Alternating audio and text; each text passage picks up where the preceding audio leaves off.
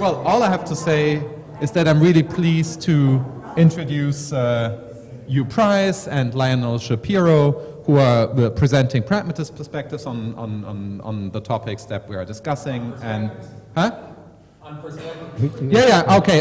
It's pragmatists on perspectives because it says okay. Good. It's both. Good. Yeah. And well, it's great to have you here, and we're looking forward to talks and discussion.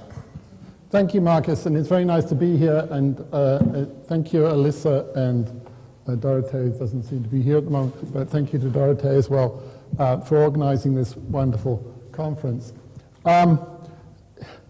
This talk is it's a cut down version of another talk with a section at the end, which I hope will make some connection between the content of the original talk and the things that have been on the table here today. I'm feeling more confident about that now as a result of listening to all the papers today than I was at the beginning. I think there are some interesting points of connection. The original talk began as an attempt to convince Bob Brandom that when he said that despite the pragmatist foundations of his account of alethic modality, he thought he was entitled to regard himself as a robust realist about alethic modality. I thought that there was something deep and important that he was missing, and the original talk was an attempt to try and convince him of that by demonstrating a parallel between something he rightly took to be obvious in the case of indexicals, a point he makes himself, and the case of modality. So that's the background. And I'm going to start with some remarks of Brandom's about indexicals, and they're remarks where he's pointing out, this is the kind of thing he says quite often, he's pointing out how a naive representational conception of language can mislead us. In particular, it can mislead us into thinking that there's some metaphysical work to do. So Brandom says, as a somewhat fanciful example of how representationalism can mislead us, consider someone who's puzzled about what's represented by indexical vocabulary.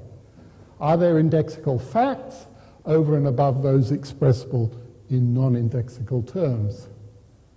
If not, why aren't indexical terms freely interchangeable with non-indexical ones, as Perry's essential indexical shows that they are not?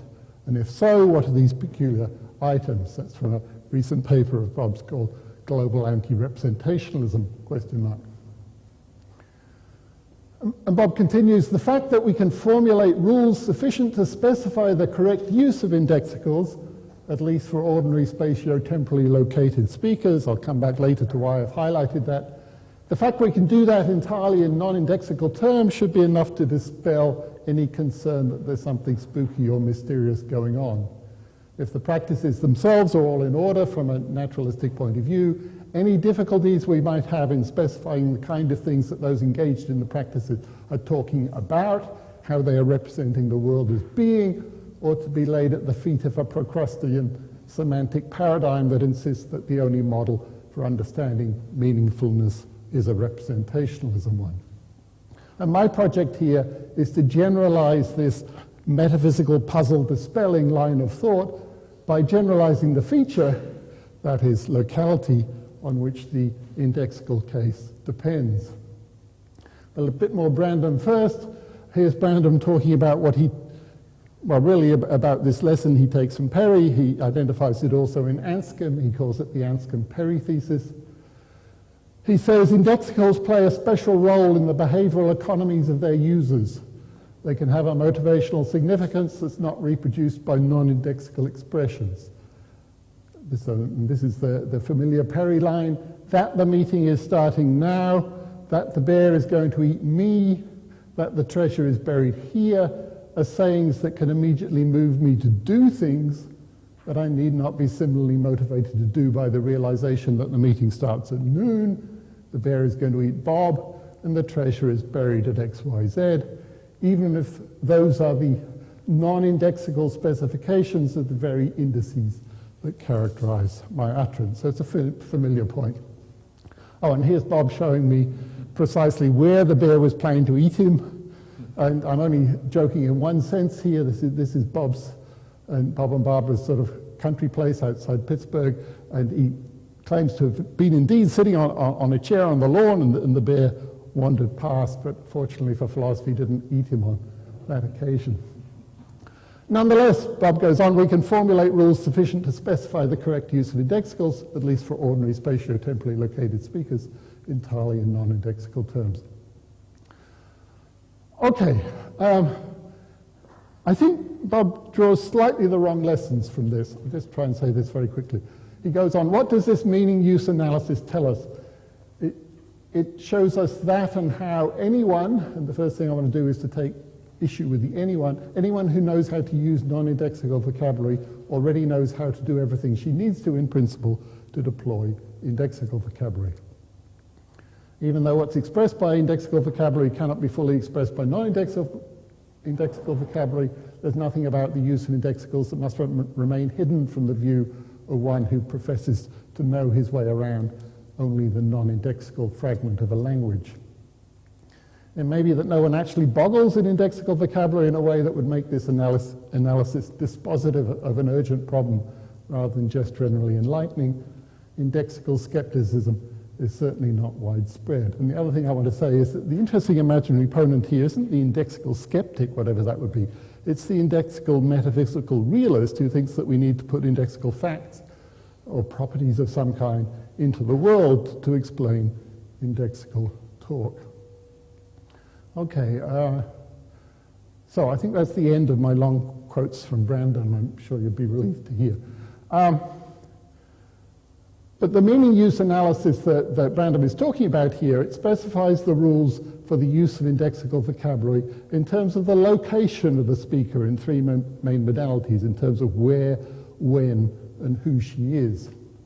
And these are familiar kinds of pieces of information that we get on little maps like this. I like this particular one, which I found I think in Beijing Airport, because it says, instead of, normally in English these things say, you are here. This one is more explicit. It says, you are here now. So it's got all three modalities there. Okay, but the point I want to make is that, contrary to what Brandon says in the quotes I gave you, the analysis doesn't show how anyone who knows how to use non-indexical vocabulary already knows how to do everything she needs to deploy indexical vocabulary. Certainly, anyone who has a location in each of these three modalities can do it. But we can imagine languages spoken by creatures who don't have a location. Imagine an intelligence living in the cloud, doesn't have any particular location. Because it doesn't have any particular location, it can't follow the rule for the correct use of the spatial indexical, the here. It doesn't, you might say, it doesn't have a concept of here. So imagine trying to teach the use of indexicals to a speaker who lacks one of these kinds of locations. It can't be done. Now, you might teach the intelligence living in the cloud to speak as if it occupied a particular location, but that's not a genuine use from nowhere. It depends on the ability to imagine itself in shoes located somewhere. So if we allow ourselves a bit of license in thinking about possible intelligences who don't have, say, temporal or spatial locations, the familiar indexical vocabulary already gives us three examples of linguistic expressions that can only be used by creatures who are located in some respect. That is, who satisfy some condition that's a precondition for the use of particular vocabulary. So without leaving the indexical case, we've generalized the notion of spatial location to two other modalities. And what I want to do is to try to generalize it a lot further by moving beyond the indexical case as usually understood, by finding other expressions which have this property of being usable only by suitably located creatures, that is, by creatures who satisfy some sort of contingent condition which is built into the use condition of the concept. And I want them to be expressions which share with the ordinary indexicals the property of having a distinctive pragmatic significance. So I'm looking for some analog of the kind of Perry story for these other cases. A bit of notation. I'll use location with a double L here for generalized location. Double L is actually common in Welsh. This is what Wikipedia says about it. It says in Welsh, double L represents the voiceless alveolar lateral fricative, a sound with no English equivalent. It's similar to the voiceless L in please, but with considerable more friction. This is actually quite common in Welsh. So you hear the typical Welsh place name. You see it occurs there once, twice, 3 times, and then there's a double one there. So that's 5 times all in one word. Where are you? Well, it's such a long word that I can only read it by being having 2 perspectives on it. Okay, so that's location. My Welsh pronunciation isn't very good. Now, what are we looking for in generalizing this notion?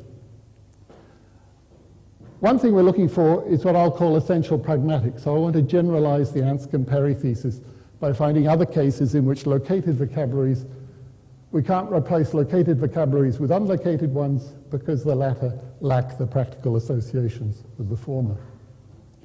And I also want what I'll call inessential metaphysics. That I think I want to generalize the lesson that seems so obvious in the indexical case, that the special role of the vocabulary in question is not to be explained in terms of the idea that it tracks a distinctive kind of fact. So I'm trying to take something that's obvious in the indexical case and extend it to other cases. And the particular example I'll give you is one which is in the territory of the modal cases. And I'm interested in that one, well, partly because, as I said at the beginning, this project had a kind of dialectical project where my target was random. So first of all, I want to think about a little bit more about why metaphysics is the wrong approach in the indexical case. So that's the next section. And I think there are a number of factors which are worth pulling apart. One is that there's no explanatory role for these special kind of indexical facts to play. And there's 2 aspects to this. One aspect is redundancy, the other aspect is inefficacy.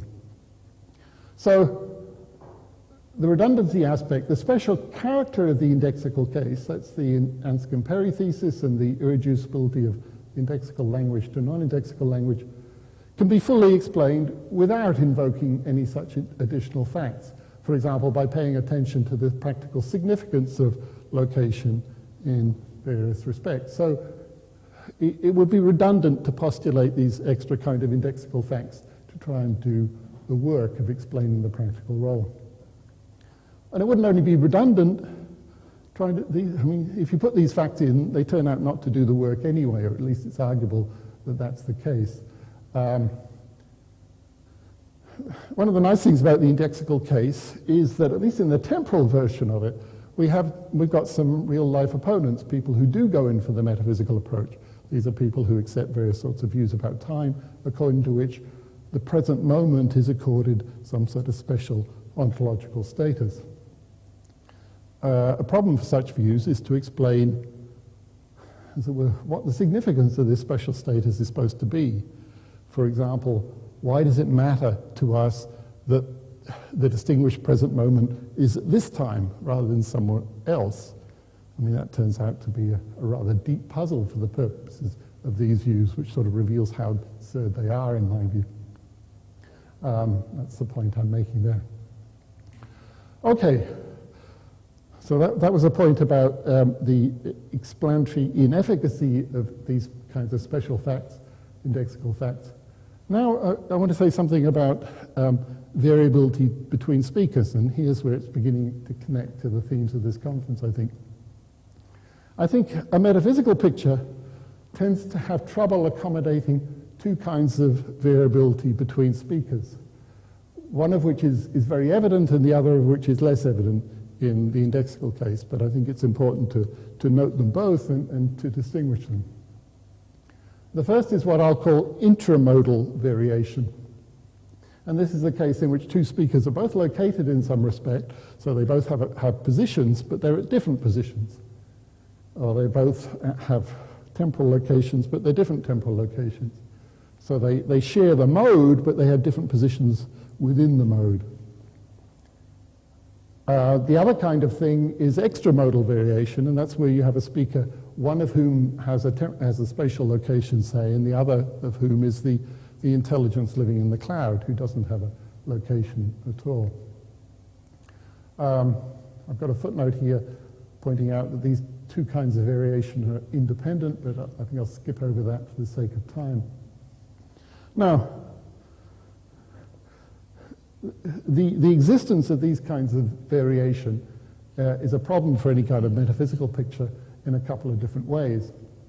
One is that intramodal variation, the case like speakers having different spatial locations, because it can provide a source of no-fault disagreements between speakers, it tends to render implausible the idea that there's a single fact of the matter that the speakers are trying to track. Now, of course, this is very evident in the light of today's discussion. A possible response here is to go for relativized or contextual facts of some kind, and I'll come back to that in the final section. But for the moment, I'll leave it aside.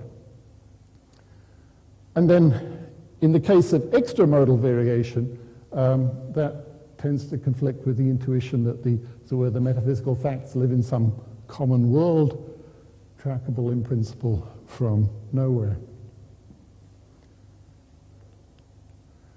Okay, another thing I want to point to, which again has connection to some of the things we're talking about in this meeting, is that the indexical case illustrates very nicely and in a familiar way how a group of speakers who share a location, as long as they have some way of making that location explicit in their language, so they have an explicit spatial indexical like here, so long as they share a location, that indexical is going to behave like a normal referring term, and the indexical character of it is not going to be apparent, and they can sort of argue about, as it were, where here is in a way that makes it look like a perfectly factual matter. Of course, this is the point of the next bullet point here. I mean, in order to be able to make that point, you actually have to have the indexical explicitly in their language, hence the reference to Perry's Zlanders, or I suppose for Perry they were Zealanders, who are people whose utterances are always about their location, but they don't have any word for that location. Now, why does that matter? It matters when we move to other sorts of cases, because it alerts us to the fact that variability, potential variability, can remain out of view as long as speakers happen to share a location. And in the causal case that I'll be talking about later, I think that's very important, because there's an interesting sense in which I think we all do share a location in the causal case, and that makes it, as it were, much more plausible to take a metaphysical approach to causation than it is to say indexical facts, but it's a difference of degree. Okay,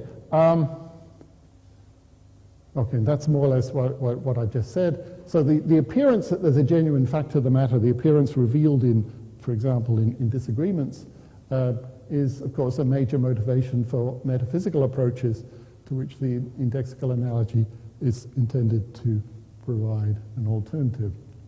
This is the sense in which indexicals are the tip of the iceberg.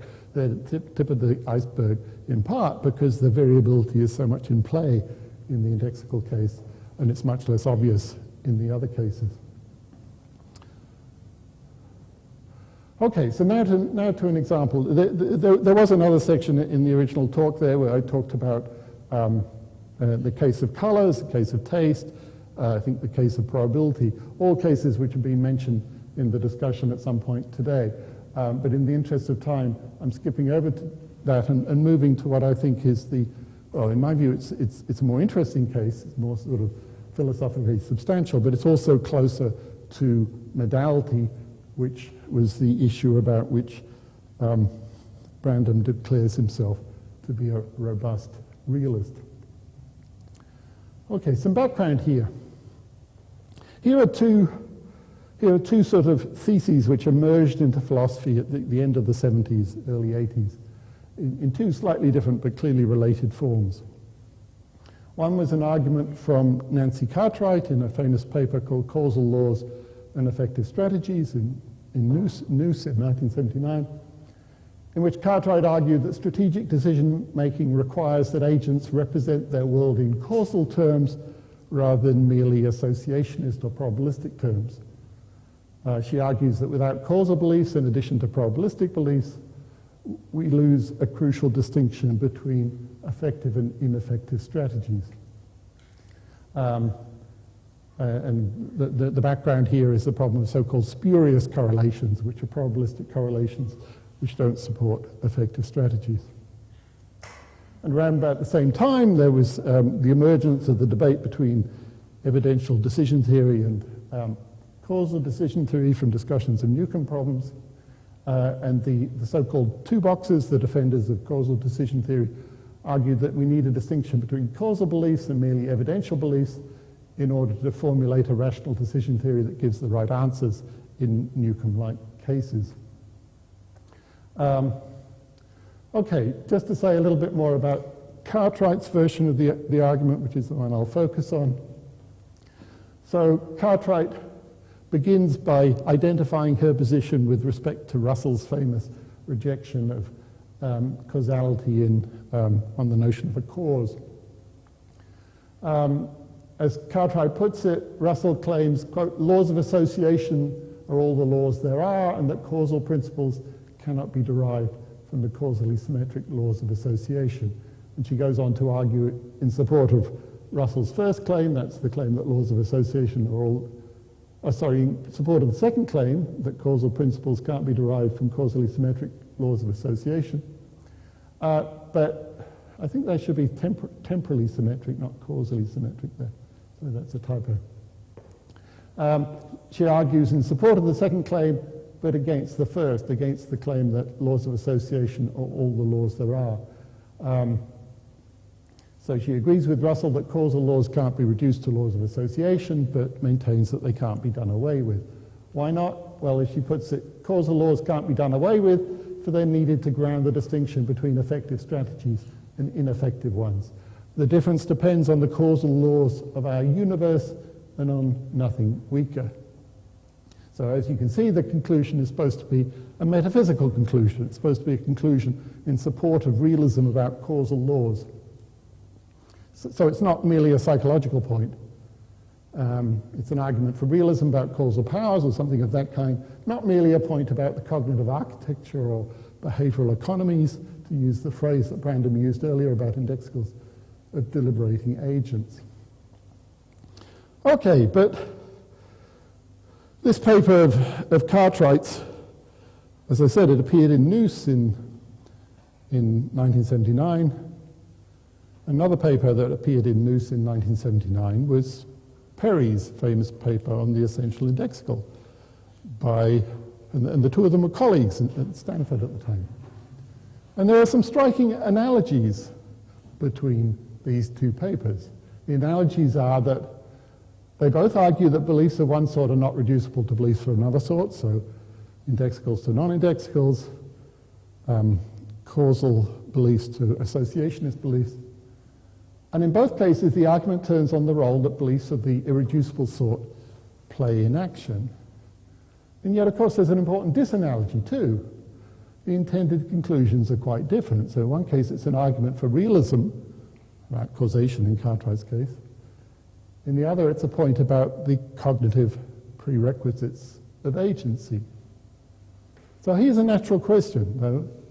I think it's a natural question which didn't occur to anyone before I started asking it.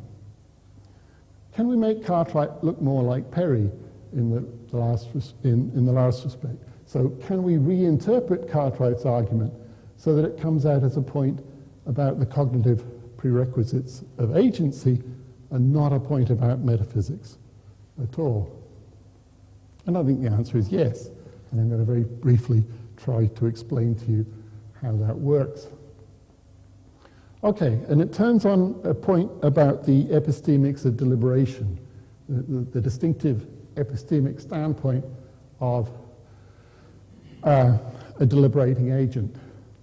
So this diagram represents an agent who's choosing between two courses of action, so smoking and not smoking. And these pictures just, no real relevance. The important thing is that they're different. You see the difference happens to be one of color, and we can imagine that the agent has a preference between having hands which are that color and hands that are that color. I mean, let's suppose that the agent prefers to have this color hand, and so other things be equal, has an incentive to smoke. Unfortunately, in this case, this is a famous case called the smoking gene. Unfortunately, it turns out that this preference, say the preference for that colored hands, turns out to be correlated with having a certain kind of gene, represented here by this box here, such that, and that gene also has unfortunate consequences elsewhere, and it makes you more likely to get cancer in the future. So you see the correlation there. In the case if the person smokes, the gene box is true. Where they don't smoke, it's false, you see. So we're representing that too. And this is one of these spurious correlations that Cartwright thinks that we need causal laws to avoid in our decision making. Now, crucial point. From the agent's point of view, as she deliberates, the action that she's deliberating about, and it's what we treat as its causal consequences, they're unpredictable as she deliberates. That's sometimes called the principle that deliberation screens prediction. Now, people argue about this. I'm going to simply take it as a presupposition here. In my view, one of the nicest accounts of why it holds is one, I think I got this term from Jinan Ismail, who points out that decision is an epistemic trump. So whatever credence you might have about what you are going to do, it's automatically trumped by the actual decision. And that means the credence, as it were, is not something you can rely on in the context of decision. Okay, but here, the idea that deliberation screens prediction is represented by the gray here. I mean, the gray represents an epistemic fog. And the point is that an agent's action and some of it things which we take to be correlated with it downstream must be in this epistemic fog as the agent deliberates. Now, what does that mean about the correlation between the fact here, the gene, and the color of future hands or smoking? If the correlation still held in those circumstances from the agent's point of view, it would give her a window into the fog, because she'd be able to look to see whether that was true or false and then make an inference in order to determine something behind the fog. But this is fog. The whole point about fog is that you can't see through it. And that means that from the agent's point of view, as she deliberates, that correlation has got to be broken. So the peculiar epistemic standpoint of an agent has the property that it breaks spurious correlations.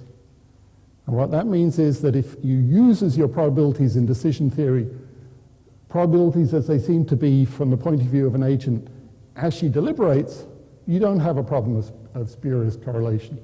So the difficulty that Cartwright thinks you need robust causal laws to deal with is an illusory difficulty. So we don't need causal facts. So that's a kind of pragmatic account of the sort of data which underlies Cartwright's argument for realism about causation. And it all depends on this, a particular fact about the circumstances of a deliberating agent. So this is an example of location with a double L, that agents have this particular status. So an agent's credences about her own future actions differ from those of an otherwise similarly informed third person because deliberation is an epistemic trump. And roughly speaking, from this point of view, we can say that the causal dependencies are the probabilistic dependencies that survive from this particular perspective. So there we've got a kind of pragmatic account of what causal dependency is. And it's based on this sort of practical link that ties causation to deliberation. So then the question is, well, here we've got two stories about this. We've got Cartwright's realist, metaphysical realist story, and we've got this pragmatist story. Which account gives the better explanation of this tie between causation and deliberation? And I say, well, it's the pragmatic approach because it starts with deliberation rather than metaphysics. And I won't have time to go into this in detail, but I think you can argue that if you try to do it the other way around, if you try to start with causal facts, then you have a problem explaining why they should be relevant to deliberation. Okay, I've explained how the argument for redundancy of metaphysics goes. We don't need metaphysics to explain Cartwright's data. To complete the parallel with indexical, we'd also need to show the inefficacy of metaphysics. I'm not going to try and do that now. I'll skip over that sentence there. Now let's go on to variation. You see, what I'm trying to do here is to show that the causal case has the kind of structure we found in the indexical case. So that was that's the metaphysical inefficacy bit. This is the bit about kinds of variation. Now, extramodal variation is quite easy to see in the causal case because we can imagine creatures who are not agents. There are some famous examples of them in the philosophical literature. There's Dummett's Intelligent Trees, and I think Galen Strawson has an example called the Weather Watchers, who are sort of like smart rocks who just sit there watching the weather. So that's extramodal variation. So if my kind of pragmatic story about causation is right, then those creatures wouldn't have a need for the causal concepts. I mean, they wouldn't be in a position to apply the causal concepts because they wouldn't have a location of the relevant sort. They wouldn't be agents. What about intramodal variation? Well, that's harder in the causal case. And I think the easiest way to imagine it is to imagine creatures with the opposite temporal orientation to ourselves. I mean, at this stage in physics, it's pretty much an open question whether there are creatures elsewhere in the universe whose temporal orientation is the opposite to ours. If there are, then, according to this story, they'll think of the arrow of causation as going in the opposite direction. And so by my standards, that comes out as a case of intramodal variation. So they both, as it were, they both have what amounts to the causal concept. They're going to be a long way away, so they won't be using the same word for it, but it'll be the same concept in the obvious sense. Perspectival concept. And it'll be the difference of temporal orientation, which counts as which sort of grounds the relevant difference of perspective. Okay, but then the paucity of intramodal variation in this causal case explains why causality seems such an objective matter to us in just the manner predicted by the indexical case. But the difference is one of degree. Okay, so that completes my attempt to establish that there is some kind of a parallel between the indexical case at one end and the causation case somewhat towards the other end. And that provides the sense in which I think that from the point of view of my argument with Brandon, indexicals are the tip of the iceberg. So this is my visual way of representing the conclusion. So I think all of this stuff about location really illustrates that the metaphysical, a really realist metaphysical view is just as problematic in the case of modals as it is for indexicals. Okay, so how am I going on time? Okay, so very quickly then I want to say something about how this applies to relativism. I think I've just got 3 slides here. Okay, so I've distinguished 2 basic approaches. The metaphysical approach based on a representational conception of language, Brandon's Procrustean semantic paradigm, associating a vocabulary with a distinctive kind of fact or aspect of reality. And then there's the pragmatic, or as I sometimes say, anthropological account. It has a use-based conception of language, linking function and genealogy of a vocabulary to a speaker's distinctive location. And I've claimed that the latter promises a better understanding of, among other things, intramodal and extramodal variation between speakers. But I mentioned these sort of contextual and relativist views as a possible alternative. And the question I want to finish up with is the question as to under what heading do these, I mean, if we've got this distinction between metaphysical and pragmatic, under which heading do relativist or contextualist views fall? Are they sort of metaphysical accounts, or are they, in my terms, sort of pragmatist anthropological accounts? And the answer, I think, is that, well, it can be either. I mean, you can pursue the relativist or contextualist approach under either heading. The important point is that they're different projects, and it's important to keep that in mind to avoid confusions. And I thought it'd be nice to have an example of this, and I thought, well, contextualism about knowledge, that'd be a good example. I thought I can use Lewis for the metaphysical one, and then use somebody else like Edward Craig for the pragmatic one.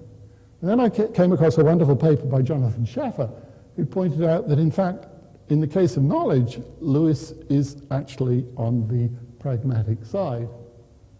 So, as Schaffer explains, I'll give you a quote in a moment, Lewis seems to be talking about knowledge, about metaphysical questions such as when it exists and so on, but he's really talking about knowledge ascriptions. This is what Schaffer says.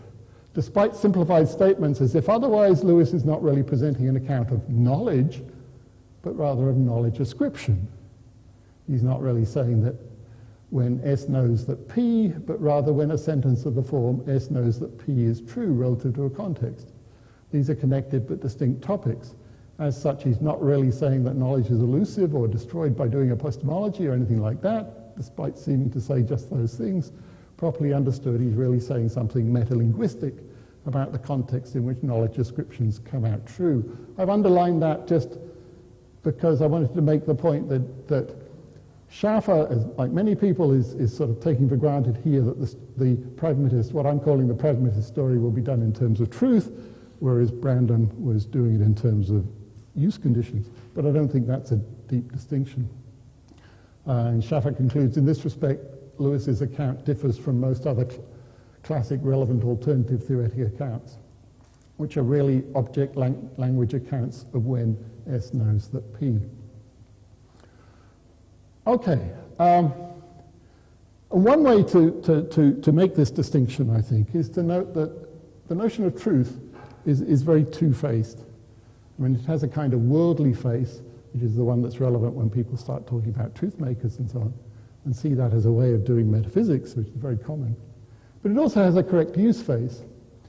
Now, if you're in the grip of what Brandom called the Procrustean representationalist paradigm, then you're going to think that these things come to the same thing, because you're going to think that correct use amounts to, as it were, correctly representing whatever the target of the particular vocabulary is. But once you're free of that handicap, then these two faces of truth can point in very different directions. So correct use needn't have any kind of metaphysical correlate.